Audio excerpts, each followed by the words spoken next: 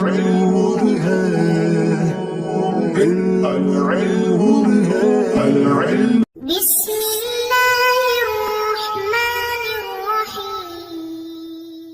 اللهم افتح علينا حکمتک وانشر علينا رحمتک یا والجلال والاکرام۔ تو جی ناظرین، الحمدللہ عز وجل ہدایت النحو کتاب ہماری جاری الساری ہے، اور آج ہم اس کا سبق نمبر 39 نعت توابع میں سے جو نعت ہے اس حوالے سے آج کی ہماری فصل ہوگی۔ تو 5 توابع ہیں، جس طرح کہ پچھلے سبق کے اندر آپ نے اجمالاً کچھ چیزیں سماعت کی تھیں۔ تو نعت، عطف بالحروف، تاکید، بدل اور عطف بیان، یہ 5 توابع ہیں۔ تو یہ 5 اسباق میں انشاءاللہ عز و جل کلیئر کریں گے، جن میں سے ایک سبق آج ہم انشاءاللہ پہلا ٹاپک نعت صفت کے بارے میں جو ہمارا بیان ہوگا انشاءاللہ عز و جل آج کلیئر کریں گے۔ سبق کا انداز آپ کو پتہ ہے کہ سبق یہاں پر تفہیم کی جائے گی، اور پھر آخر میں قرآن اور احادیث سے اسی سبق سے ریلیٹڈ ہم مثالیں آپ کے سامنے رکھیں گے۔ تو آئیے بلا تاخیر سبق کی طرف بڑھتے ہیں۔ النعت تابع يدل على معنى في مطبوعه او في متعلق مطبوعه۔ یہاں تک یہ تعریف ہے، درمیان میں نے مثالیں چھوڑی ہیں، تو اس تعریف کو ہو سکے تو آپ عربی میں یاد کر لیں۔ اب تابع کی تعریف اور دیگر ابتدائی چیزیں جس طرح میں نے پہلے عرض کیا سبق نمبر 38 میں آپ نے سماعت کر لی ہیں۔ اب ان 5 توابع میں سے پہلا ٹاپک آج ہم انشاءاللہ کلیئر کریں گے۔ ان میں سے بھی جس موضوع پر پہلا ٹاپک ہے اس کی تعریف آپ نے ابھی سماعت کی، نعت یعنی صفت کی تعریف، نعت کی تعریف۔ اب موصوف اور صفت یہ 2 نام آپ نے پہلے سماعت کیے ہوئے ہیں، یاد کیے ہوئے ہیں، پڑھے ہوئے ہیں، تو اسی کے اوپر 2 نئے لفظ انہی کے لیے استعمال ہوتے ہیں اور ہوں گے آگے نعت صفت کے طور پر اور منعوت یہ موصوف کے طور پر، یعنی موصوف صفت اور منعوت نعت، اس طرح 2 نئے لفظ آپ نے یاد رکھنے ہیں۔ اچھا، دوسرا یہ ہے کہ یہاں پر انہوں نے 2 تعریف بیان کی، اس کے 2 حصے ہیں، ٹھیک ہے۔ ایک تو موصوف صفت جو آپ نے عام طور پر یاد رکھا ہوا ایک لفظ، تو پہلا حصہ فی مطبوعہ کا تعلق اسی کے ساتھ ہے، ٹھیک ہے، یعنی ایک موصوف ہے تو اس کی صفت، تو یہاں پر یہ بات مکمل ہو جائے گی۔ دوسرا ہے کہ موصوف کے متعلق صفت نہیں ہے، بلکہ موصوف کا کوئی رشتہ دار ہے، اس کا کوئی متعلق ہے، تو اس کے حوالے سے اس کے ساتھ کوئی معنی کا تعلق پیدا ہو رہا ہوگا۔ تو یہ تھوڑا سا فرق ہے، یہی آپ نے چیز یہاں پر مین یاد رکھنی ہے۔ تو فرماتے ہیں کہ النعت تابع يدل على معنى في مطبوعه، نعت یعنی صفت، نعت یعنی صفت ایسا تابع ہے جو دلالت کرتا ہے علی معنی، ایسے معنی پر، نعت ایسا تابع ہے جو دلالت کرتا ہے ایسے معنی پر، فی مطبوعہ جو معنی اس کے مطبوع میں ہے۔ اب مثال دیکھیں گے اور آپ واضح ہو جائے گا۔ فرماتے ہیں جاءنی رجل عالم، اب یہاں پر عالم، علم والا ہونا، یہ جو معنی جو معنی دے رہا ہے یہ کس میں پایا جا رہا ہے؟ رجل، موصوف کے اندر۔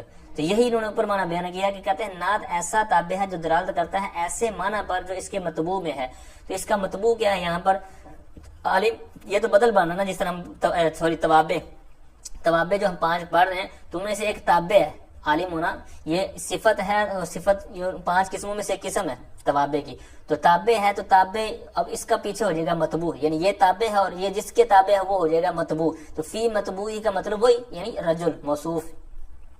تو کیا ہوا اب کہ جو معنی اس کے اندر پایا جاتا ہے یہ اسی پر دلالت کر رہا ہے۔ تو یہاں پر بھی وہی انہوں نے وضاحت کر دی مثال کے ساتھ کہ جاءنی رجل عالم، یہاں پر رجل موصوف ہے، اس کو جو انہوں نے تعریف کے اندر نام دیا مطبوع کا، ٹھیک ہے، مطبوع موصوف ایک ہی چیز ہے یہاں پر۔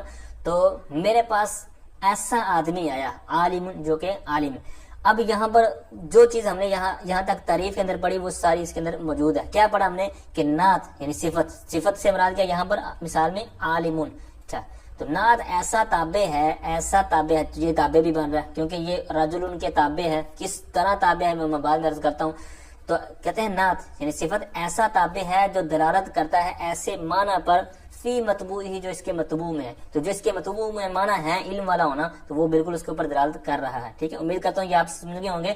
اس جہاں تک جو ہم نے تعریف آدھی پڑھ لی ہے، تو اس تعریف کا نام دوسرا بھی دیا جاتا ہے صفت بحال الموصوف، صفت بحال الموصوف، یا یوں کہہ لیں صفت بحال ہی، یہ 2 نام اس کو مزید دیے جاتے ہیں۔ دوسری اس تعریف کا حصہ پیچھے تو تھا کہ اس کے مطبوع کے اندر وہ معنی پایا جاتا ہے، یعنی موصوف یا مطبوع جو بھی نام دینا چاہیں، تو اس کے اندر وہ معنی پایا جا رہا ہے۔ جس طرح رجل کے بارے میں معنی پایا جا رہا تھا علم والا ہونا، عالم کہہ دیا۔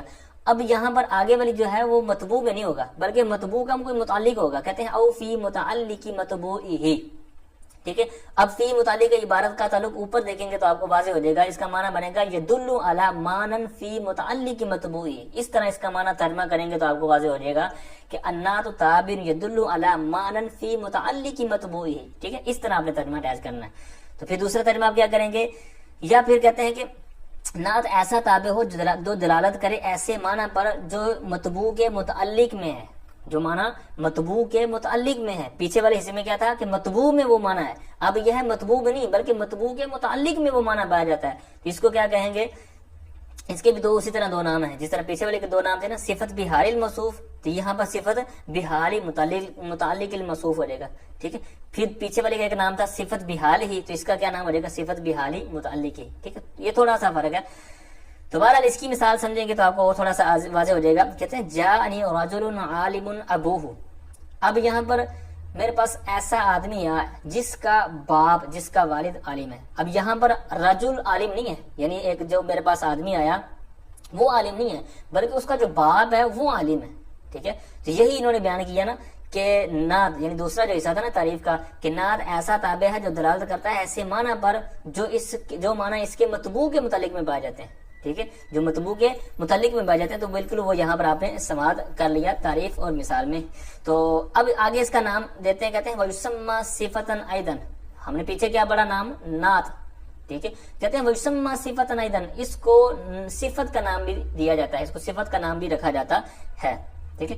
اب یہاں تک جو ہم نے پڑھا ہے یہ ایک تعریف ہوئی، اور تعریف کے اندر دو جز تھے، اور دو جز آپ نے یاد رکھنا آپ کے لیے ضروری ہے کیونکہ آگے والے جو سبق کی بنیاد اسی پر ہی ہے، اس پر ہی آگے احکامات لازم ہو رہے ہیں۔ تو پیچھے ایک دفعہ یہ یہاں پر انہوں نے اس کی وجہ بیان کی ہے کہ 5 توابع تھے، نعت، عطف بالحروف، تاکید، بدل اور عطف بیان۔ ان 5 میں سے جو سب سے پہلے آپ نے اس فصل باندھی ہے جناب نعت کے بارے میں، تو یہ کیوں باندھی ہے؟ تو انہوں نے اس کا جواب دیا، بہت زبردست جواب ہے، معلوماتی جواب ہے۔ کہتے ہیں یہ جو صفت یا نعت ہے تو یہ مطابقت کے اندر بہت سخت ہے، بہت شدید ہے، سب سے زیادہ شدید ہے۔ دوسرا یہ استعمال بھی بہت زیادہ ہوتی ہے۔ تیسرا یہ ہے کہ اس کا فائدہ بھی بہت زیادہ ہے، وافر اس کا فائدہ ہے۔ اس وجہ سے ہم نے اس قسم کو مقدم کیا ہے بقیہ 4 قسموں پر، یعنی بقیہ 4 قسمیں بعد میں آئیں گی، نعت کو ہم نے مقدم اس وجہ سے کیا ہے، ٹھیک ہے۔ تو امید کرتا ہوں یہاں تک جو تعریف ہے اور 2 مثالیں آپ کو سمجھ آ گئی ہوں گی۔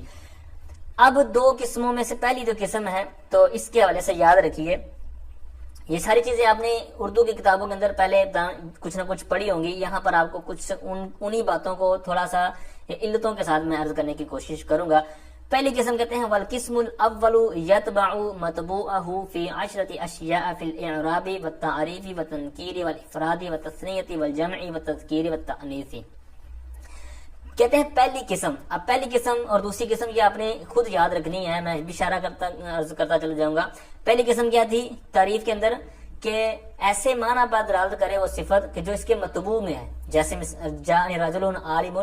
تو اب یہ جو حصہ تھا تعریف کا تو اس کے حوالے سے بھی قسم اول کے تحت بات ہوگی، اور یہ بہت زیادہ عام چیز ہے اور یہ آپ کو ہمیشہ ہمیشہ یاد رکھنے والی چیز ہے، کیونکہ عبارات کے اندر اور تراکیب کے اندر یہ بہت زیادہ ضرورت دیتی ہے، کیونکہ اس کے بغیر تو گزارا ہونا نہیں، جس طرح کہ ابھی آپ کو پتہ چل جائے گا۔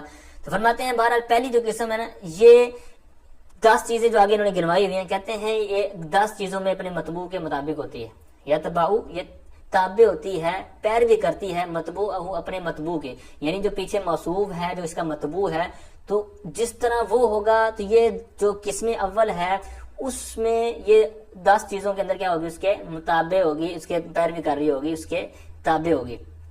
اب کیسے کیسے وہ 10 چیزیں ہیں، تو کہتے ہیں اعراب، تو اب اعراب کے اندر 3 چیزیں آ جائیں گی، زبر، زیر، پیش، ٹھیک ہے، یعنی پیش ہونا، زبر ہونا اور جر ہونا، ٹھیک ہے، 3 چیزیں یہ ہوگی اور 7 چیزیں آگے والی، تعریف، تنکیر، 3 اور 2 5، افراد، تثنیہ، جمع، ٹھیک ہے، یعنی واحد تثنیہ جمع، یہ 3 5 اور 3 8، تذکیر، تانیث اور 2 10۔ تو یوں یہ ٹوٹل 10 چیزیں ہیں۔ 10 چیزوں میں سے اب ہر ایک میں سے ہم نے ایک ایک لینی ہے، تو یہ ٹوٹل 4 بن جائیں گی۔ مثال کے طور پر اعراب، تو اب ایک موصوف ہے اور ایک صفت ہے، تو اب ان میں سے اگر موصوف پہ رفع ہے تو دوسرے پر بھی یقیناً رفع ہی ہوگا، ایسا نہیں ہے کہ ایک پر رفع ہے اور ایک پر جناب زبر ہے یا کچھ اور ہے، جس طرح کہ آپ نے پیچھے خاتمے کے طور پر پڑھ لی ہے یہ چیزیں۔ تو اب یہاں پر ہم نے کیا لینا ہے، اعراب میں سے ایک چیز ہی ہوگی، ٹھیک ہے. رفع مثال کے طور پر آ گیا, تعریف و تنکیر میں سے ایک ہی ہوگی, یعنی یا موصوف معرفہ ہوگا یا نکرہ ہوگا. تو جو معرفہ ہوگا تو پھر صفت بھی معرفہ ہوگی, وہ نکرہ ہے تو یہ بھی نکرہ ہوگی. اچھا اسی طرح واحد تثنیہ جمع, ان میں سے ایک چیز ہوگی, ایسا نہیں کہ موصوف واحد اور صفت جناب اس کے آگے پیچھے ہونا, یہ بھی ایک ہوگی. تذکیر و تنیث یعنی مذکر اور مونس ہونا, موصوف مذکر ہے تو صفت بھی مذکر ہوگی, موصوف مونس ہے تو وہ بھی مونس. تو اس سے ایسا نہیں ہے کہ جناب وہ ایک اور ایک اور, ٹھیک ہے. تو یہ ہر ایک میں سے ایک ایک لیں گے تو یہ کیا ہو جائے گی, 4 چیزیں.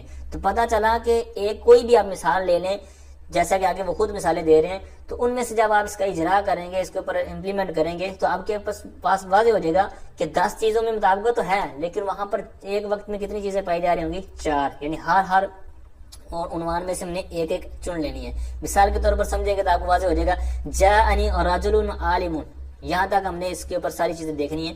10 چیزیں اس پر کیسے ہیں. پہلے ہم نے دیکھنا ہے انہوں نے کیا کہا تھا, الاعراب, یعنی اعراب زبر زیر پیش.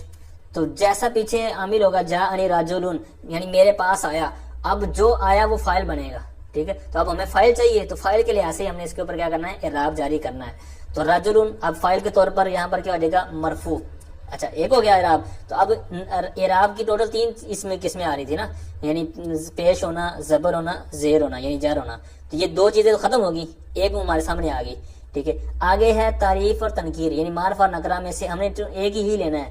تو رجل یہ نکرہ ہے, معرفہ کی کوئی علامت نہیں پائی جا رہی, تو لہٰذا یہ نکرہ ہوا تو معرفہ گیا, ٹھیک ہے. تو اسی طرح عالم بھی نکرہ ہے. تو اسی طرح جو پیچھے والا تھا رجل ہم نے فاعل کے طور پر رفع دیا جس کو, تو عالم ان کو بھی کیا کریں گے, رفع دیں گے, ٹھیک ہے. یہاں تک یہ ہم نے 5 چیزیں پڑھ لی, اعراب تعریف تنکیر. تو 5 میں سے ہمارے سامنے کتنی چیزیں آ گئی, 2. رجل یعنی پیش آ گئی اور نکرہ ہونا آ گیا. پھر آگے آ گئے افراد تثنیہ جمع, یعنی واحد تثنیہ جمع. تو رجل کیا ہے, نہ تثنیہ ہے نہ جمع ہے, یہ کیا ہے, مفرد ہے. مفرد ہے تو مفرد ہے, تو عالم جو اس کی صفت بن رہی ہے, جو اس کا تابع بن رہا ہے, تو وہ کیا ہے, وہ بھی مفرد ہے, ٹھیک ہے. تو یہ 3 واحد تثنیہ جمع, 3 میں سے ہم نے ایک لے لیا, 2 ادھر سے ختم ہو گئے, ٹھیک ہے. تو یہاں تک کتنی 8 چیزوں میں سے 3 چیزیں ہمارے سامنے آ گئی ہیں. پھر آگے 9ویں 10ویں چیز ہے تذکیر و تنیث, یعنی مذکر اور مونس ہونا. تو رجل جو موصوف ہے, جو مطبوع ہے, تو یہ کیا ہے, مونس نہیں ہے, کیونکہ مونس کی علامتوں میں اس کو علامت نہیں ہے, تو لہٰذا یہ مذکر ہے. مذکر ہے تو اب صفت کیا ہے, عالم, اس میں بھی کوئی علامت نہیں ہے مونس کی, لہٰذا یہ بھی مذکر ہوگا. تو جو ہمارے پاس 10 چیزوں میں سے 4 چیزیں ایک وقت میں ایک مثال کے اندر ہم نے دیکھ لی. تو یہی سارا کچھ آپ نے آگے والی مثالوں کے اندر خود کرنا ہے کہ کس طرح پہلی قسم کے اندر 10 چیزیں ہونی چاہیے, اور 10 چیزوں میں سے 4 چیزیں کس انداز میں ہونی چاہیے. میں نے ایک مثال کے اوپر اجرا کروا دیا ہے, ٹھیک ہے. تو یہ آپ نے نہیں سمجھ آئی تو اس کو تھوڑا سا سکپ کر کے پیچھے سے دوبارہ دیکھیں گے, آپ کو یہ مثال واضح ہو جائے گی. مثال جب تک سمجھ نہیں آئے گی تو آپ پھر یہ کشمکش میں رہیں گی. کام تو آسان ہی ہے, لیکن پھر بھی اگر سمجھ نہیں ہے اس کو ابھی ہی اس کو صحیح کر لیں. تو بہرحال قسم اول دوبارہ میں عرض کرتا ہوں, کہتے ہیں قسم اول یتبع, یہ مطابق ہوتی ہے, تابع ہوتی ہے یا اتباع کرتی ہے, مطبوع اپنے مطبوع کی. مطبوع مطلب اس کا موصوف جو ہے, فی عشرتی اشیاء فی الاعراب والتعریف والتنکیر والافراد والتثنیۃ والجمع والتذکیر والتأنیث. 10 چیزوں میں, تو 10 چیزیں کون سی ہیں, اعراب. تو اعراب میں 3 چیزیں آ رہی ہیں, جیسے میں نے پہلے عرض کر دیا, معرفہ, نکرہ, واحد تثنیہ جمع, تذکیر و تانیث ہونے میں, ٹھیک ہے. اب یہاں تک ہمارا یہ کلیئر ہوا. پھر آگے 2 انہوں نے مثالیں دی ہیں. یہ تو مثال دی مفرد والی جو بھی میں نے اس کے اوپر اجرا کرایا. آگے تثنیہ اور جمع والی مثال ہے, وہ آپ نے خود کرنی ہے کہ جاءنی رجلان عالمان, اور آگے مثال ہے رجال عالمون. پھر آگے مونس کے طور پر انہوں نے مثال ایک دی ہے, وزید العالم و امرأۃ عالمۃ. اب یہاں پر امرأۃ یہ مونس والی انہوں نے مثال دی ہوئی ہے. تو ان سب پر آپ نے اجرا کرنا ہے. اسی طرح آپ کے پاس تھوڑا سا وقت ضرور لگے گا, لیکن یہ کرنے سے آپ کو ہمیشہ کے لیے فائدہ ہوگا. تو اب یہاں تک کلیئر ہوا. پہلی قسم ساری ہماری, یعنی یہاں تک ہماری تعریف اور تعریف کے اندر 2 شکیں تھی, وہ پوری ہوئی. اور یہاں تک پہلی قسم کی ساری ڈیٹیل جو اعراب کے طور پر وہ ہم نے پوری سماعت کر لی. پھر اوپر آئے وَيُسَمَّى صِفَةً. یہاں پر ایک ترکیبی قاعدہ ہے, میں نے پہلے بھی عرض کیا ہوا ہے, پچھلے سبق میں بھی لفظ آیا تھا, میں نے وہاں پر عرض نہیں کیا. تو وہاں پر تھا وَيُسَمَّى التَّابِعَ, تو یہاں پر ہے وَيُسَمَّى صِفَةً.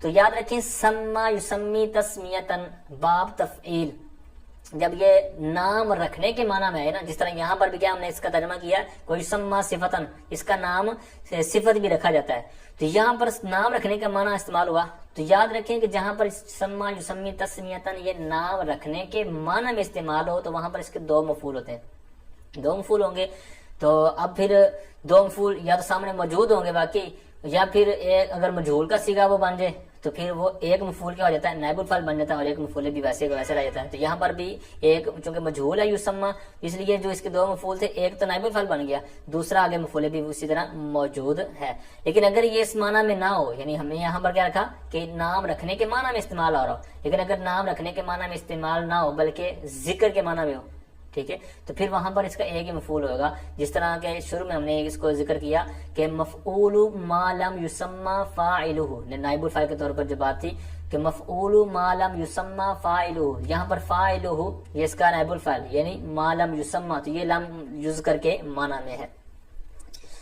تو بہرحال یہ آگے والی قسم کی طرف بڑھتے ہیں، کہتے ہیں والقسم الثانی انما یتبع مطبوعہ فی الخمسۃ الاول فقط، فرماتے ہیں کہ اور قسم ثانی بلا شبہ یہ اپنے مطبوع کے مطابق ہوتی ہے پہلی 5 قسموں میں۔ اب پہلی 5 قسمیں کون سی ہیں؟ تو وہ 10 چیزیں آپ نے یاد رکھنی ہیں، اور ترتیب جس طرح ہے اسی انداز میں یاد رکھیں گے، تاکہ آپ کو یہ جو انہوں نے لفظ بولا نا کہ پہلی 5، تو پہلی 5 تبھی ہوں گی جب ہماری ترتیب سیٹ ہوگی، تو ترتیب سے آپ نے وہ 10 چیزیں یاد رکھنی ہیں۔ اعراب میں 3 چیزیں آ گئی، تو تعریف و تنکیر یعنی معرفہ نکرہ ہونا، تو یہ 5 چیزیں کم از کم آپ نے ترتیب ذہن میں رکھنی ہے، تاکہ یہ آپ کو آئندہ آگے فائدہ رہے، مکس نہ ہو۔ بہرحال قسم ثانی، تو قسم ثانی اب تھی کیا یہ بھی آپ کے ذہن میں ہونا چاہیے، تو وہ کیا تھی؟ وہ تعریف کے اندر دوسری شک تھی نا کہ مطبوع کے جو معنی پایا جاتا ہے اس میں نہیں، بلکہ مطبوع کا جو متعلق آتا ہے تو اس کے اندر جو معنی ہوتا ہے اس کے اوپر دلالت کرتی ہے۔ مثال دی تھی انہوں نے، جیسے جاءنی رجل عالم ابوہ، یہاں پر جو عالم والی جو صفت تھی تو یہ رجل کی نہیں تھی، بلکہ عالم کا جو باپ ہے اس کی صفت تھی، ٹھیک ہے، یعنی رجل کا متعلق تھا اس کا باپ، تو یہاں پر دوسری قسم ہے، اسی حوالے سے یہاں بیان کر رہے ہیں۔ تو اب اس طرح کا اگر کوئی جملہ آ جائے تو وہاں پر پھر کس طرح مطابقت دیکھی جائے گی، کس طرح وہاں پر اس طرح کا معاملہ حل کیا جائے گا اعراب کے حوالے سے، ترکیب کے حوالے سے، تو یہ بہت زبردست انہوں نے یہاں پر بحث شروع کی ہے۔ فرماتے ہیں کہ قسم ثانی بلا شبہ یہ اپنے مطبوع کے تابع ہوتی ہے فی الخمسۃ الاول، پہلی 5 قسموں میں۔ تو پہلی 5 قسمیں کیا تھی؟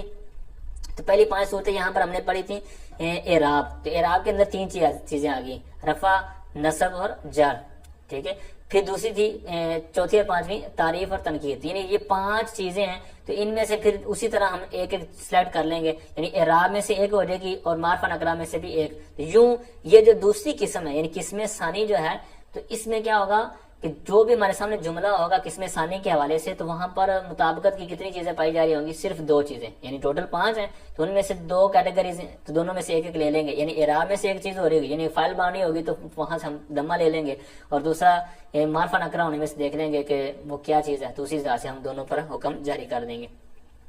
تو کہتے ہیں انہوں نے خود ہی آگے وضاحت کر دی کہ اگر آپ کو پہلی 5 صورتوں کی وضاحت نہیں پتا چل رہی کہ ہماری خمسہ اول سے کیا مراد ہے، تو کہتے ہیں آنی یعنی میری مراد، کہتے ہیں الاعراب والتعریف والتنکیر، یعنی اعراب اور تعریف و تنکیر۔ اعراب کے اندر پھر وہی 3 صورتیں آ جائیں گی، تعریف اور تنکیر۔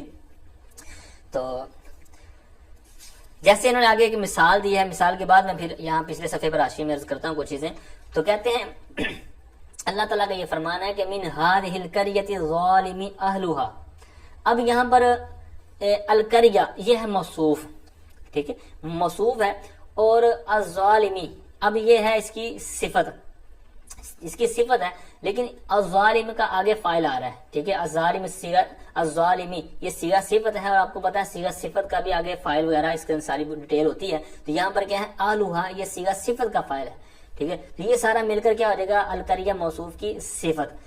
اچھا، اب ہم نے جو چیزیں یہاں پر دیکھنی ہے مثال کے اندر اس پر غور کریں کہ ہم نے ابھی پیچھے کیا کہا تھا کہ پہلی 5 چیزوں میں یہاں پر مطابقت ہوتی ہے، تو پہلی 5 چیزیں ایک تو ہم نے دیکھنا ہے کہ یہاں پر اعراب کیا ہے، تو من ہذہ یہاں پر آگے القریتی ہے، ٹھیک ہے، قریتی مجرور ہے، تو الظالمی کیا ہو گیا، یہ اس کی چونکہ صفت ہم بنا رہے ہیں تو لہٰذا یہاں پر اعراب میں کیا ہوگی، مطابقت ہوگی، القریہ بھی مجرور اور الظالمی بھی مجرور، ٹھیک ہے، ایک چیز ہوگی اعراب والی، دوسری انہوں نے بیان کیا تھا تعریف تنکیر، یعنی معرفہ نکرہ ہونے میں یہ دونوں مطابقت ہوں گی. تو القریہ پہ آپ کو پتا ہے کہ معرفہ کی جو قسم ہے الف لام یہاں پر آپ کو نظر آ رہا ہوگا. تو اب جو صفت ہے الظالمی اس کے اوپر بھی کیا ہے الف لام لگا دیا ہے. تو یوں جو پہلی 5 قسموں میں مطابقت تھی دوسری قسم کے اندر، تو وہ ہم نے ان میں سے بھی 2 ہی ضرورت تھی، 2 ہی کی ضرورت ہونی تھی، تو وہ ہم نے یہاں پر دیکھ لی اعراب میں اور معرفہ نکرہ ہونے میں. اب یہاں تک تو ہمارا ہوا یہاں پر مقصود پورا کہ 2 چیزوں میں مطابقت، یعنی ٹوٹل 5 چیزیں تھی، 5 میں سے بھی ہم نے جس انداز میں 2 لینی تھی وہ میں نے عرض کیا ہوا ہے. تو یہاں پر ہم نے وہ دیکھ لی. اب اس کے بعد آئیے کہ بھائی یہ 5 چیزوں میں مطابقت اس قسم میں کیوں ہے. یعنی پہلی جو قسم تھی تو اس کے اندر ہم نے 10 چیزوں میں مطابقت دیکھنی تھی، 10 میں سے بھی ایک وقت میں 4 پائی جانا ضروری تھی. اب دوسری قسم میں 5 قسمیں تو آپ نے بتا دی، بقیہ 5 کدھر گئیں؟ تو اب یہاں پر انہوں نے حاشیہ نمبر 2 میں کچھ چیزیں بیان کی ہوئی ہیں. تو فرماتے ہیں کہ وَلَا يَتْبَعُ فِي الْخَمْسَةِ الْأُخْرَى، یعنی دوسری جو 5 صورتیں رہ گئی ہیں، ٹوٹل 5 چیزوں 10 چیزوں میں مطابقت تھی پہلی قسم کے اندر، لیکن دوسری قسم میں کیا کہا کہ 5 قسموں میں مطابقت ہے. تو دوسری جو 5 رہ گئی ہیں بقیہ وہ کہتے ہیں ان میں مطابقت نہیں ہوگی، اس کے مطابق نہیں ہوگا، بلکہ اس کے اندر پھر حکم ہوگا کیا؟ کیسے ہیں؟ جس طرح فعل اور فاعل، یعنی ایک فعل ہوتا ہے اور اس کا ایک فاعل ہوتا ہے. جس طرح وہاں پر ایک ان کا حکم ہوتا ہے کہ فاعل اگر سامنے موجود ہے تو پھر کس طرح ہوگا، فاعل مؤنث ہے تو پھر کس طرح ہوگا، فاعل مذکر ہے تو کس طرح ہوگا. تو یہ ساری ڈیٹیل یہاں پر بھی ہوگی. کیسے انہوں نے خود نیچے بیان کیا، کہتے ہیں جیسے کہتے ہیں فکما، کیونکہ کہتے ہیں کہ لأن النعت فی هذا القسم يشبه الفعل من حيث ان كل منهما مسرد الى ما بعده. کہتے ہیں کہ اس لیے کہ یہ جو نعت ہے، جو صفت ہے اس قسم میں یہ فعل کے مشابہ ہوتی ہے، اس طرح کہ ان میں سے ہر ایک اس کی طرف کیا ہوتا ہے مسند ہوتا ہے، اس کی طرف اس کی سناد ہوتی ہے. تو یہاں پر پھر کہتے ہیں کہ فکما ان الفعل يجب تذکیرہ اذا كان الفاعل مذکرا، کہتے ہیں کہ جب فاعل مذکر ہو تو فعل پھر کیا ہوگا، اس کا مذکر ہونا یہ ضروری ہے. او وتانیثہ اذا کان مؤنثا حقیقیا، اگر فاعل مؤنث حقیقی ہو تو پھر کیا ہے فعل کیا ہوگا مؤنث ہوگا. یہ ساری ڈیٹیل آپ نے شروع میں پڑھی ہوئی ہے اسی کتاب کے اندر، تو بہرحال یہاں پر بھی بیان کر رہے ہیں. پھر کہتے ہیں وافرادہ اذا کان مظہرا مثنى کان او مجموعا، یا پھر کہتے ہیں اگر آپ کا اس میں فاعل جو ہے یعنی جو سامنے اس میں ظاہر ہے تو وہ تثنیہ ہو یا جمع ہو جیسا بھی ہو، لیکن آپ کا فعل جو ہوگا وہ مفرد ہی ہوگا. یہ ساری چیزیں جو انہوں نے ابھی بیان کی جو میں نے عرض کی ہیں، تو یہ انہوں نے آگے خود ہی مثالیں بھی دی ہوئی ہیں. مثالیں آپ دیکھیں گے اور میں عرض کرتا ہوں تو آپ کو انشاءاللہ یہ واضح ہو جائے گا کہ بقیہ 5 قسمیں، یعنی ٹوٹل 10 قسموں میں مطابقت تھی پہلی قسم کے اندر، دوسری قسم میں بعد والی 5 کہاں گئیں، تو یہ آپ کو سمجھ آئے گی یہاں پر. تو بہرحال پہلی 5 قسمیں جو ہیں وہ آپ نے اوپر سماعت کر لی، اوپر جو آیت مبارکہ والی تھی. یہاں پر آپ نے دیگر دیکھنی ہے کہ 5 چیزوں میں مطابقت اس انداز میں ہونی چاہیے. تو کہتے ہیں مررت برجل قائمۃ جاریۃ. اب جس طرح میں نے انہوں نے اوپر کہا نا کہ یہ فعل کے مشابہ ہوتی ہے اسناد کے طور پر، تو اب جس طرح انہوں نے 3 پھر نیچے صورتیں بھی بیان کی تھیں، فاعل کا ظاہر ہونا، مذکر ہونا، مؤنث ہونا، واحد تثنیہ جمع وغیرہ جو، تو یہ ساری ذہن میں اگر آپ کے پاس ہوں گی تو ابھی سمجھنے میں آپ کو آسانی ہوگی. جیسے کہتے ہیں مررت برجل قائمۃ جاریۃ. اب یوں دیکھیں انہوں نے کیا کہا تھا کہ فاعل مؤنث ہو تو پیچھے کیا ہوگا فعل بھی مؤنث. تو اب یہاں پر اسی کو سمجھنے کے لیے دیکھیں کہ جاریۃ یوں سمجھیں کہ جس طرح فعل اور فاعل کا تعلق تھا نا، تو اب یہاں پر جاریۃ فاعل مؤنث ہے، تو اب فاعل جب مؤنث ہو جائے تو پیچھے کیا ہوتا ہے فعل بھی مؤنث. تو یہاں پر بھی انہوں نے قائمہ یوں سمجھے کہ فعل ہے کیونکہ یہاں پر صیغہ صفت ہے. تو انہوں نے اوپر کیا کہا تھا مشابہ بیان کیا تھا نا کہ یہ فعل اور اس میں فاعل یہ جو صیغہ صفت ہے یہ مشابہ ہو. تو یہاں پر بھی کیا ہے کہ مررت برجل، رجل تو موصوف ہو گیا ہے. اب یہ بھی آپ نے یاد رکھنا ہے کہ موصوف اور صفت کے اندر یہاں پر آپ نے نہیں دیکھنا، یہاں جو بقیہ 5 صورتیں جو ابھی میں عرض کر رہا ہوں حاشیے سے، تو یہ موصوف اور صفت میں نہیں بلکہ صفت کے اندر اور فاعل کے اندر، کیونکہ فعل اور فاعل کے طور پر اس کو بیان کر رہے ہیں اور صیغہ صفت اور اس کا فاعل کے ساتھ تعلق بیان کر رہے ہیں. تو یہاں پر رجل مذکر ہے، قائمۃ مؤنث ہے، تو یہاں پر نہیں آپ نے دیکھنا. رجل کا وہ چھوڑ دیں، مررت برجل اس کو چھوڑ دیں، قائمۃ جاریۃ کو ہم نے اس پہ تحقیق کرنی ہے. تو اب قائمۃ صیغہ صفت ہے، جاریۃ یہ مؤنث ہے، تو یہ مؤنث ہے تو لہٰذا پیچھے والا بھی مؤنث آیا. ٹھیک ہے، اب آگے والی مثال دیکھیں. کہتے ہیں بامرأۃ، یعنی مررت بامرأۃ قائم غلامہ. اب یہاں پر وہی بات کہ موصوف کو نہیں دیکھنا، بامرأۃ موصوف اس کو نہیں ہم نے دیکھنا. ٹھیک ہے کہ یہ مجنا مؤنث ہے اور قائم یہ مذکر ہے، اس کو نہیں دیکھنا. بامرأۃ یہ موصوف بن کے علیحدہ ہو گیا. قائم تو تو قائمن ہے اور آگے ہے غلام، تو غلام یہاں پر ہم نے کس معنی میں لینا ہے، کس درجے میں، کہ یہ فاعل بن رہا ہے. تو جب فاعل اس میں مذکر ہو سامنے تو پھر کیا ہوگا، فعل بھی مذکر. تو یہاں پر فاعل غلام ہے صیغہ صفت کا، تو صیغہ صفت چونکہ ہم جس طرح کہہ رہے ہیں نا کہ فعل کے مشابہ ہے، تو جب فاعل سامنے ہو اور ہو بھی مذکر تو فعل کیا ہوتا ہے، مذکر. تو یہاں پر صیغہ صفت بھی اسی طور پر لیں گے، قائمن. سمجھ آ گئی، امید کا تو سمجھ آئی ہوگی. جس طرح پیچھے والی مثال میں تھا جاریتن، یہ مؤنث تھا، تو پیچھے والا صیغہ صفت بھی مؤنث لے کے آئے، کیونکہ یہ ایسے ہی ہے جیسے اگر فاعل مؤنث ہو اور پیچھے فعل بھی مؤنث لے کے آتے ہیں. ٹھیک ہے، اسی طرح یہاں پر ہے کہ آگے قائمن مذکر کیوں لے کے قائمن، اس لیے کہ اس کا جو فاعل ہے غلام یہ مذکر ہے. ٹھیک ہے، امید کا تو یہ بھی سمجھ آئی ہوگی. پھر اوپر انہوں نے کہا تھا کہ فاعل جو ہے تثنیہ ہو یا جمع ہو جو بھی ہو آ جائے، لیکن آئے سامنے موجود ہو تو پیچھے فعل کیا ہوگا، مفرد لے کے آئیں گے. ٹھیک ہے، تو یہاں پر اس کی آگے مثال دے رہے ہیں، کہتے ہیں لیکن یہاں پر فعل کی مثال نہیں ہوگی، یہاں پر کیا ہوگی، صیغہ صفت ہوگا. ٹھیک ہے، یہ آپ بات سمجھ رہے ہوں گے بات کو. تو کہتے ہیں مررت برجلین، موصوف تثنیہ، پھر آگے والی مثال ہے مررت برجال. اب یہاں پر کیا ہے، موصوف جمع ہے، لیکن صفت کیا ہے، کہتے ہیں قائمن. پھر اسی طرح آگے ہے ذاہبن، تو یہاں پر کیا ہے، مفرد لے کے آئے. ٹھیک ہے، کیونکہ آگے ابوہما اور غلامہم یہ واضح موجود ہے. ٹھیک ہے، تو بالکل اگر آپ کو فعل فاعل والی وہ بحث یاد ہوگی جو بھی اشارت انہوں نے بھی کچھ نیچے بیان کی ہے، تو اگر وہ یاد ہوگی، ذہن میں ہوگی، تو یہ جو ابھی میں نے نیچے سے عرض کی ہیں صیغہ صفت والی مثالیں، یہ سمجھنے میں آپ کو آسانی ہوئی ہوگی. ٹھیک ہے، پھر بھی نہ سمجھ آئی ہو تو وہاں سے سبق بھی دہرائیں اور یہ دوبارہ سماعت کریں گے تو انشاءاللہ عز و جل واضح ہو جائے گی. دوبارہ میں خلاصہ کرتا ہوں، ایک دفعہ پہلے وہ آیت جو اوپر بیان ہوئی تھی اس کے اوپر بھی یہ دیکھ لیں کہ کس طرح اس کے اوپر صادق آتا ہے. پھر میں اس کا خلاصہ دوبارہ عرض کرتا ہوں. اوپر انہوں نے فرمایا تھا کہ من ھذہ القریۃ الظالم اہلھا. اب یہاں پر ہم نے کیا دیکھنا ہے، ایک تو ہم نے وہ دو چیزیں دیکھ لی کہ اعراب میں یہ دونوں مجرور تھے، دوسرا یہ تھا کہ یہ معرفہ تھے. 5 چیزوں میں سے جو پہلی 5 چیزیں ان میں سے مطابقت یہاں پر پوری ہوگی تھی 2 چیزوں میں، اعراب والی اور معرفہ ہونے والی، یعنی معرفہ نکرہ میں سے ایک. اب بقیہ 5 چیزیں کون سی ہیں، بقیہ 5 چیزیں ٹوٹل 10 تھی، تو ان میں سے بقیہ 5 تھیں مذکر اور مؤنث ہونا. ٹھیک ہے، اور تیسری طرح تھا واحد تثنیہ جمع ہونا.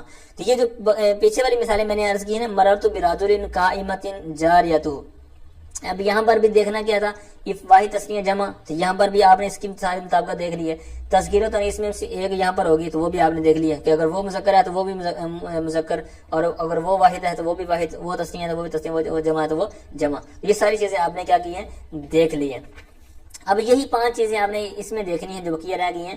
تو واحد تثنیہ جمع میں بھی آپ نے دیکھنا ہے کہ القریہ اور ظالمہ میں کے اندر موجود ہے، اور اسی طرح دوسری انہوں نے کیا کہا تھا، تذکیر اور تانیث یعنی مذکر اور مؤنث ہونے میں. تو یہ بھی آپ یہاں پر دیکھ رہے ہیں کہ الظالمی اور اہلھا، یہ الظالم بھی مذکر ہے اور اہلھا میں اہل جو ہے یہ بھی مذکر ہے. ٹھیک ہے، تو یہی پیچھے والی صورتیں تھیں جو مثالیں میں نے نیچے سے عرض کی ہیں، وہاں پر بھی یہ بقیہ جو 5 چیزیں تھیں یہاں پر موجود تھی. کیوں کہ انہوں نے وجہ کیا بیان کی تھی کہ یہ فعل کے مشابہ ہے. تو جس طرح فعل اور فاعل کے اندر چیزیں ضروری تھیں اور جو ضروری تھیں کس انداز میں ضروری تھی، یہ انہوں نے نیچے قاعدے بیان کیے ہیں، تو وہی میں نے عرض کرنے کی کوشش کی ہے.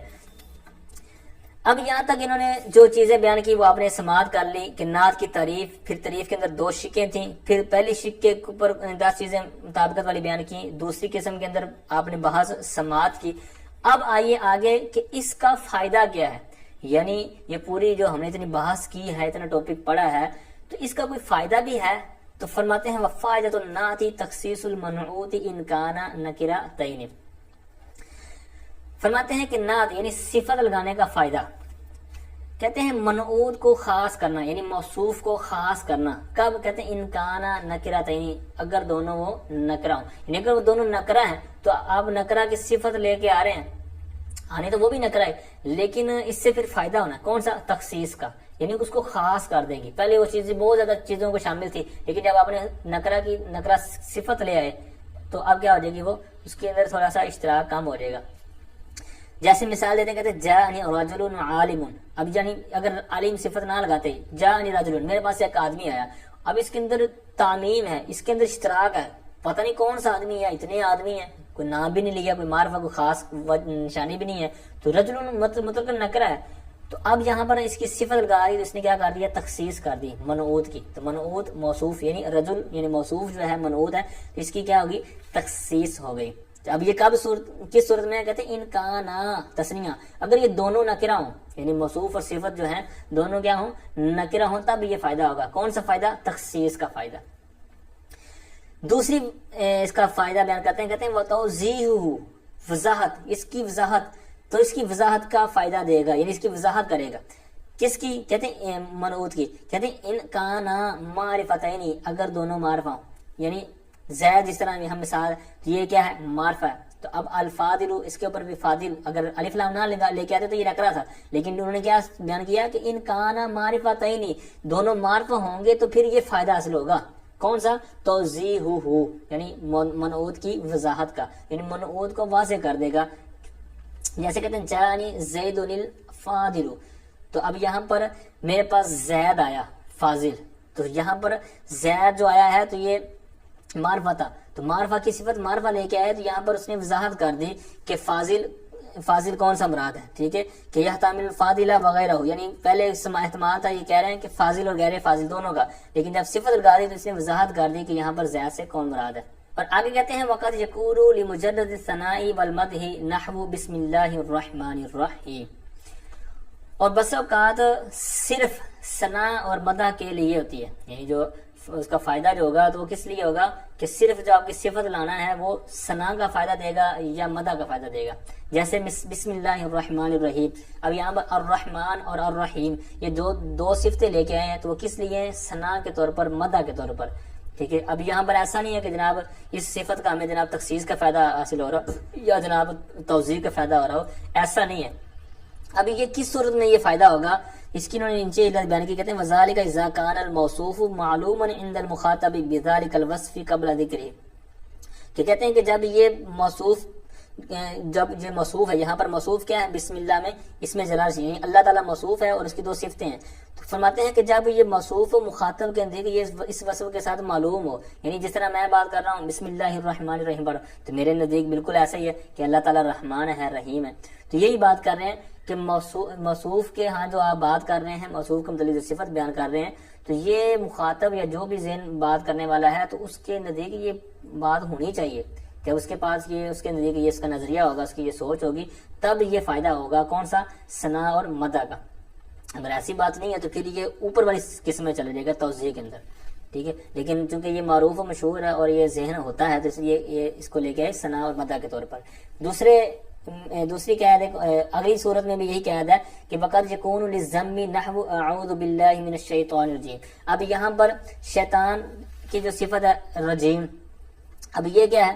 یہاں پر بھی اس کی وہ صورت ذہن میں آپ نے رکھنی ہے کہ موصوف، یہاں پر موصوف شیطان کے متعلق جو صفت ہے تو یہ اس کے متعلق بھی مخاطب کا یہ نظریہ ہو، اس کی یہ سوچ ہو، اس کے نظریے یہ بات معلوم ہو کہ یہ اس کا حقدار ہے، یعنی یہ جو میں صفت نہ مل گاتا میرے صفت لانے سے پہلے یہ اس چیز کا یہ حقدار ہے، تو یہاں پر کیا ہو جائے گا؟ پھر یہ اس کے طور پر یہ مذمت کا فائدہ دے گی یہاں پر صفت، ٹھیک ہے۔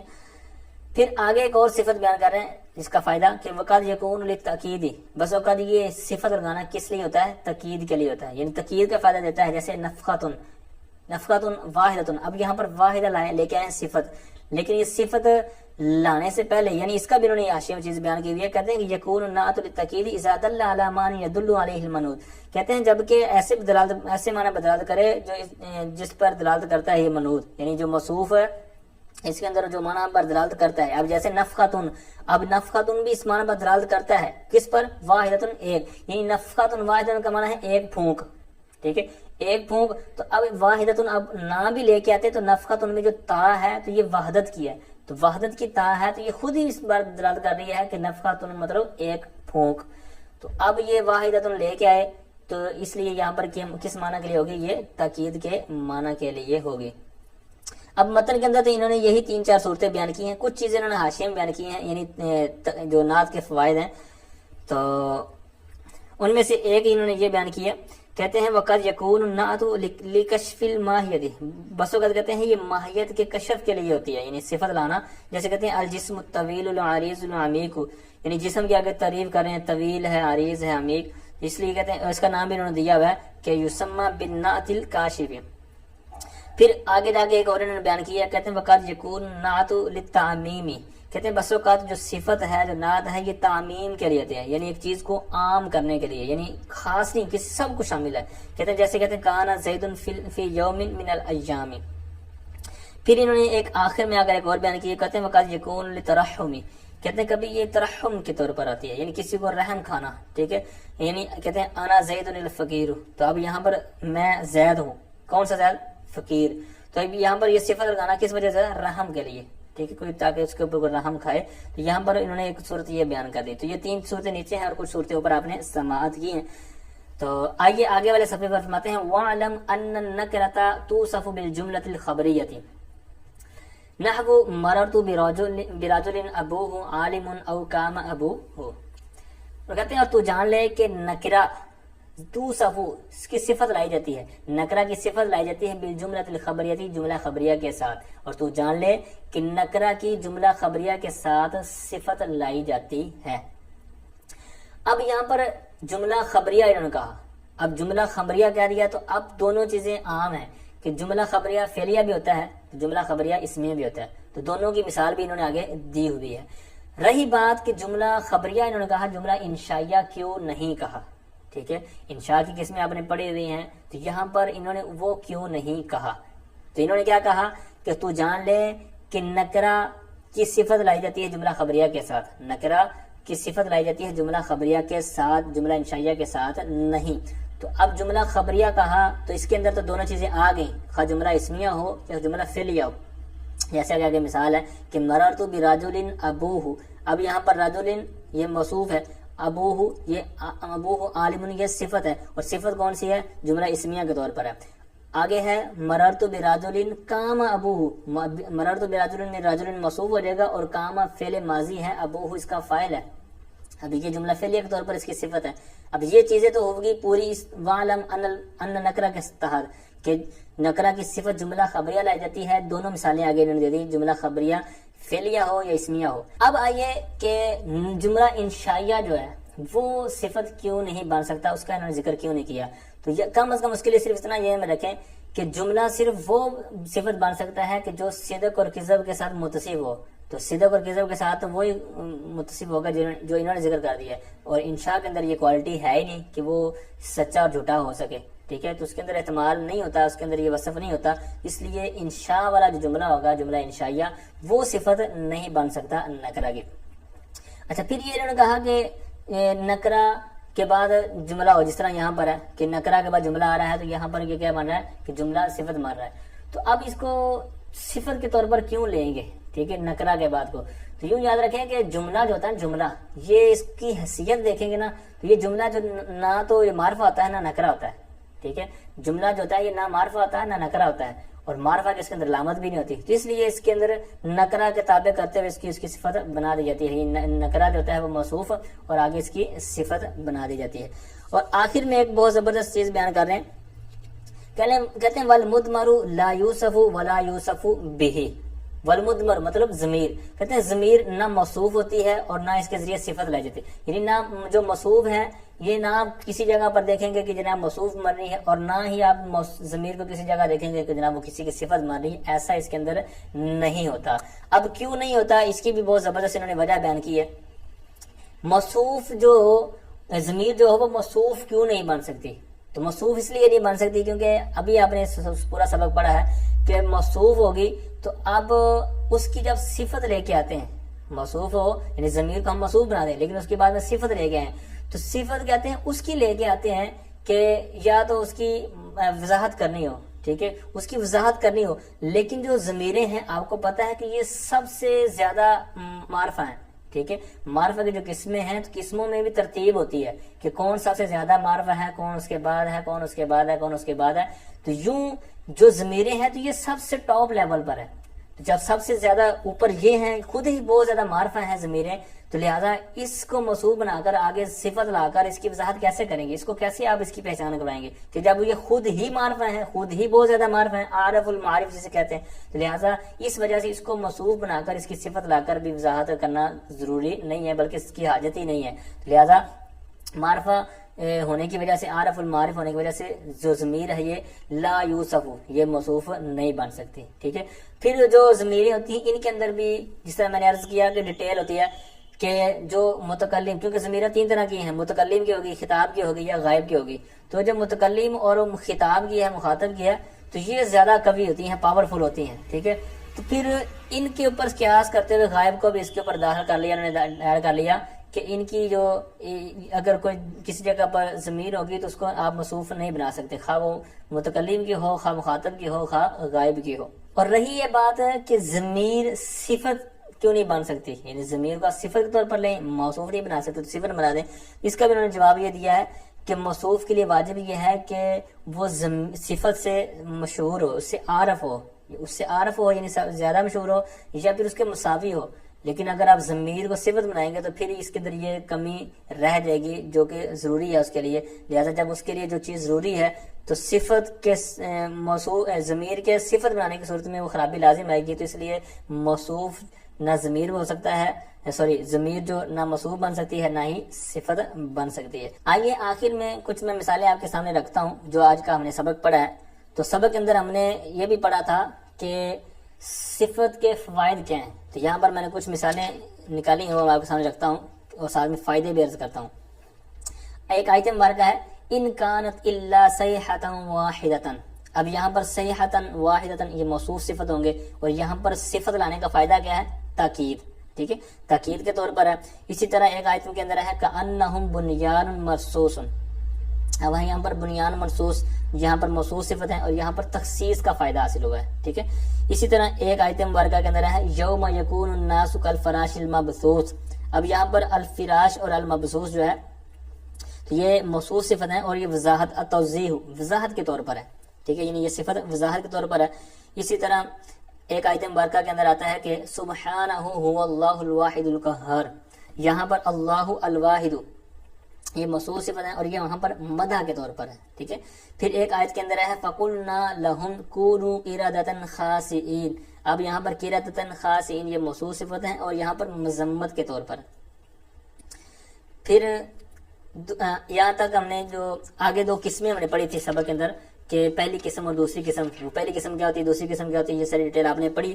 یہاں پر میں کچھ مثالیں عرض کرتا ہوں اور ان کے جو قسم کون سی ہے، یعنی اس کے اندر مطابقت کی جو چیزیں، تو وَلَهُمْ عَذَابٌ عَظِيمٌ یہ آیت مبارکہ ہے، تو یہاں پر عذاب عظیم یہ موصوف صفت ہوں گے، اور یہاں پر آپ نے چیزیں دیکھنی ہیں کہ وہاں پر 10 چیزوں میں سے پھر ہر ایک میں سے ایک ایک چنتے ہوئے 4 چیزوں میں جو مطابقت ہم نے گینی تھی، تو یہاں پر آپ نے دیکھنا ہے کہ کون سی ہے۔ اعراب میں پڑھ رہا ہوں وَلَهُمْ عَذَابٌ عَظِيمٌ، تو ایک ایک قسم میں نے پڑھ دی، بقیہ آپ نے دیکھنی ہے کہ کون کون سی بقیہ 3 چیزیں اس میں پائی جا رہی ہیں، ٹوٹل 4 چیزیں آپ نے گننی ہیں۔ اسی طرح عن النبأ العظیم، یہاں پر النبأ العظیم، تو یہاں پر بھی آپ نے دیکھنا ہے کہ 4 چیزیں کون سی ہیں، یعنی 10 چیزوں میں سے۔ بل عباد مکرمون یہاں پر بھی آپ نے دیکھنا ہے، ٹھیک ہے، تو عباد یہ جمع مکسر ہے، مکرمون یہ جمع ہے، یہ میں عرض کر دیتا ہوں۔ فیہا عینان نداختان یہاں پر بھی آپ نے دیکھنا ہے، ٹھیک ہے۔ تو پھر آگے ایک حدیث پاک ہے التاجر الصدوق الامین مع النبیین، یہ حدیث پاک ہے، تو یہاں پر التاجر الصدوق یہ موصوف صفت ہے، تو یہاں پر بھی آپ نے پہلی قسم کے تحت چیزیں دیکھنی ہے کہ مطابقت کی کون سی چیزیں موجود ہیں۔ پھر ایک بہت زبردست حدیث پاک ہے فقیہ واحد اشد علی الشیطان من 1000 عابد، یہاں پر فقیہ واحد یہ موصوف صفت ہے، یہاں پر بھی آپ نے دیکھنا ہے 10 چیزوں میں سے جو 4 چیزیں ہم نے دیکھنی ہیں وہ کون سی یہاں پر پائی جا رہی ہیں۔ پھر دوسری قسم اس کے تحت مثالیں سورہ نساء آیت نمبر 75 میں ہے ربنا اخرجنا من هذه القرية الظالم اهلها، وہی جو ہم نے پڑھ لیے مثال۔ پھر سورہ فاتر آیت نمبر 12 میں ہے ھذا عذب فرات سائغ شرابہ، ٹھیک ہے، یہاں پر عذب سائغ یہ موصوف صفت ہے۔ یہاں پر اب یہ جو مثالیں عرض کر رہا ہوں یہاں پر پہلی 5 چیزوں میں سے 2 چیزیں آپ نے دیکھنی ہوں گی، ٹھیک ہے، یعنی اعراب میں سے ایک چیز دیکھنی ہوگی اور دوسری معرفہ نکرہ ہونے میں سے، ٹھیک ہے، تو یہ 2 چیزیں یہاں پر آپ نے دیکھنی ہیں، اور بقیہ جو چیزیں تھیں 5 بعد والی تو ان کے اندر آپ نے جس طرح فعل اور فاعل کے اندر چیزیں دیکھتے ہیں تو یہاں پر بھی آپ نے صیغہ صفت اور بعد والے کے اندر دیکھنا ہے، موصوف کو ساتھ میں آپ نے اٹیچ نہیں کرنا، اس کی ڈیٹیل وہاں پر سبق میں آپ نے تسلی کے ساتھ ہو سکتا ہے یاد سمجھ لی ہو۔ تو پھر آگے ہے فاخرجنا به ثمرات مختلفا الوانها یہ آیت نمبر 27 ہے سورہ فاطر کی، یہاں پر بھی آپ نے دیکھنا ہے۔ پھر ایک حدیث پاک ہے بخاری شریف کی، نعمتانی مغبون فیہا کثیر من الناس الصحت والفراغ، ٹھیک ہے۔ اب یہاں پر نعمتانی یہ موصوف ہے، مغبون فیہا یہ صفت ہے، تو یہاں پر ہم نے دو چیزیں دیکھنی ہے، رفع یعنی اعراب یہاں پر رفع حالت رفع میں، اور پھر یہاں پر دوسری دو چیزیں دیکھنی تھی نکرہ اور معرفہ ہونے میں، یہاں پر نکرہ ہے، ٹھیک ہے۔ پھر آگے آ جائیں، پھر ہم نے آخر میں جو پڑھا ہے کہ نکرہ کے بعد جملہ آ جائے، خواہ جملہ فعلیہ ہو یا اسمیہ ہو، تو اب اسی کے طور پر میں مثالیں عرض کرتا ہوں جملہ اسمیہ کی، بعد میں جملہ فعلیہ کی عرض کرتا ہوں۔ تو فرمایا کہ منہ آیات محکمات ہن ام الکتاب، یہ سورہ آل عمران آیت نمبر 7 ہے، یہاں پر آیات موصوف ہے اور ہن ام الکتاب اس کی صفت ہے۔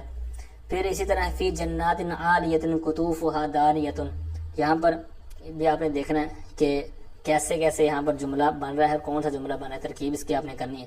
پھر اسی طرح ایک حدیث پاک ہے، لا تدخل الملائکۃ بیتا فیہ کلب ولا تصاویر، یہاں پر بھی آپ نے دیکھنا ہے کہ بیتن یہ موصوف ہے، نکرہ ہے، تو آگے اس کی صفت آ رہی ہے، کس طرح ترکیب اس کی کریں گے۔